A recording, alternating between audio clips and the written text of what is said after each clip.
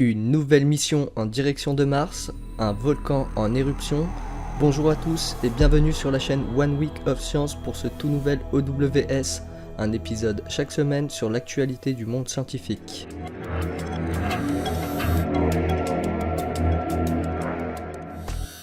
Ce samedi 5 mai 2018, la mission InSight, dirigée par la NASA, a enfin commencé avec quasiment 2 ans de retard. La sonde a décollé depuis la base Vandenberg en Californie et arrivera sur Mars en novembre 2018. Son objectif sera d'étudier le sous-sol martien pendant une période de 2 ans, soit une année martienne. Le but est de déterminer si son noyau est solide ou liquide et comprendre pourquoi elle n'a plus de tectonique active, mais aussi comment Mars a perdu son champ magnétique.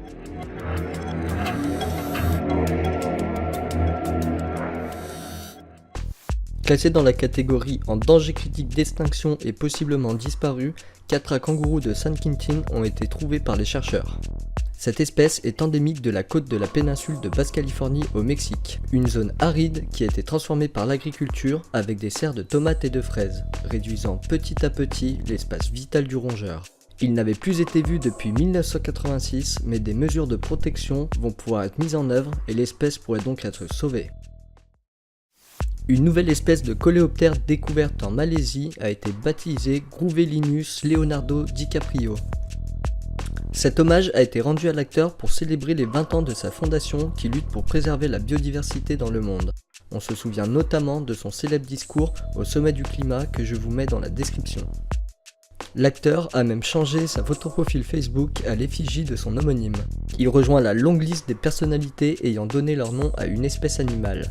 Récemment, une espèce de mythe avait reçu le nom de Donald Trump pour une ressemblance assez troublante.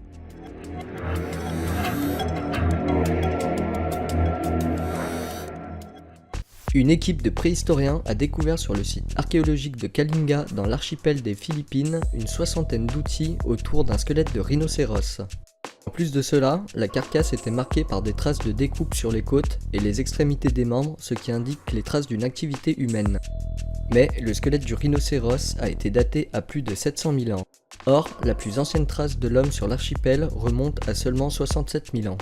La colonisation des Philippines par l'homme serait donc 10 fois plus ancienne qu'estimé auparavant.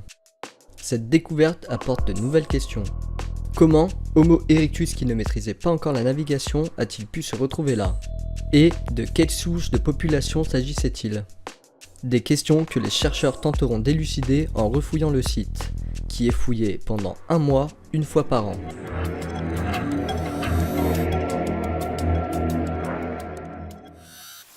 L'état d'urgence a été déclaré le jeudi 3 mai 2018 à Hawaï, après l'entrée en éruption du volcan Kilauea, un des plus actifs au monde. Des vapeurs et de la lave se sont échappées d'une fissure dans une zone habitée, forçant des milliers d'habitants à fuir. Ce dimanche, pas moins de 8 fissures étaient dénombrées, certaines projetant de la lave et d'autres du dioxyde de soufre, qui rend la qualité de l'air extrêmement dangereuse. En 48 heures, c'est également pas moins de 152 tremblements de terre de magnitude 2 et 3 qui ont été enregistrés sous le cratère. L'agence de protection civile du comté d'Hawaï a annoncé que l'activité éruptive augmente et devrait continuer. On ne sait pour le moment pas quand elle s'arrêtera.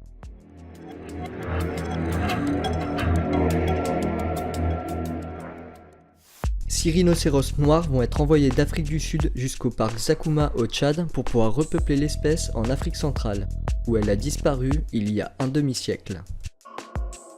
Et voilà, c'est la fin de ce 6e épisode. Merci à tous d'avoir regardé. Pense à laisser un pouce bleu si ça t'a plu et à me rejoindre sur les réseaux.